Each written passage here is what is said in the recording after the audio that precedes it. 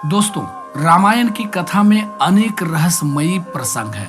लंका युद्ध के दौरान रावण की सहायता के लिए उसका भाई अहिरावण सामने आया, जो पाताल लोक का राजा था और जादू टोने व छलावे का माहिर था। यही प्रसंग है जहां हम देखते हैं हनुमान का अद्वितीय रूप, पंचमुखी अंजनेय।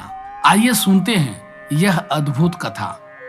दोस्तों, जब इंद्रजीत युद्ध में मारा गया, तब रावण का मन भय और क्रोध से भर गया। हार निकट दिख रही थी। तभी उसे याद आया पाताल लोक का शासक, उसका भाई अहिरावण। रावण ने उसे बुलाया और कहा, भाई, अगर तू मेरी मदद करेगा तो यह युद्ध मेरे पक्ष में पलट सकता है। अहिरावण ने वचन दिया, मैं राम और लक्ष्मण को जीवित पकड़कर देवी महामाया को बलि चढ़ाऊंगा। विभीषण, जो रावण का धर्मनिष्ठ भाई था, इस योजना से परिचित हो गया।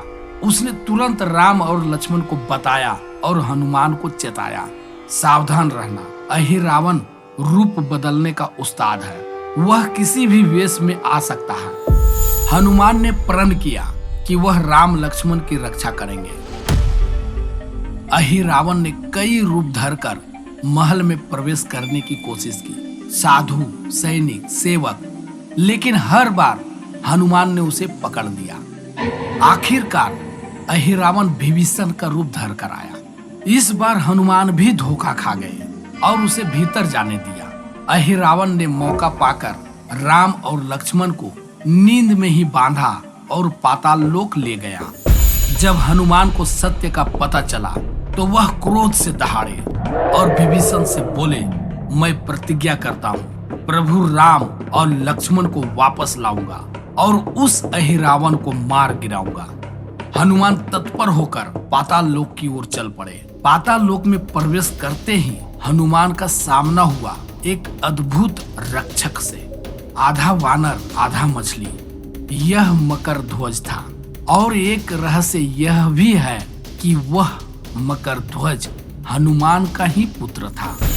समुद्र में उनके पसीने की बूंद से उत्पन्न हुआ था।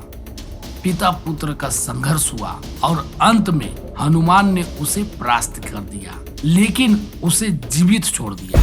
अहिरावण का महल मिला। वहां से हनुमान को ज्ञात हुआ अहिरावण को मारने का एक ही उपाय है, 5 दिशाओं में जल रहे 5 दीपकों को एक साथ बुझाना।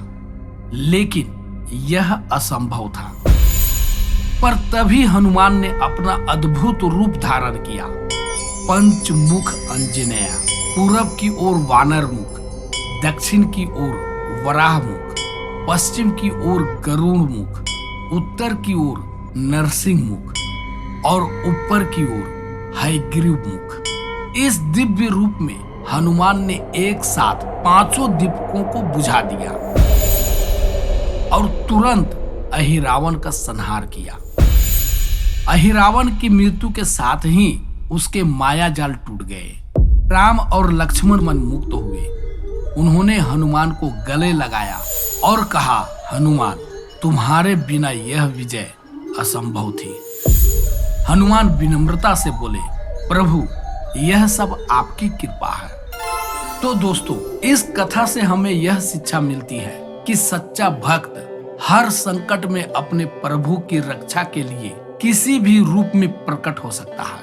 हनुमान का पंचमुख रूप केवल शक्ति का प्रतीक नहीं, बल्कि यह दर्शाता है कि हर दिशा से, हर रूप में सत्य और भक्ति आखिरकार असत्य और छल पर विजय पाते हैं। धन्यवाद।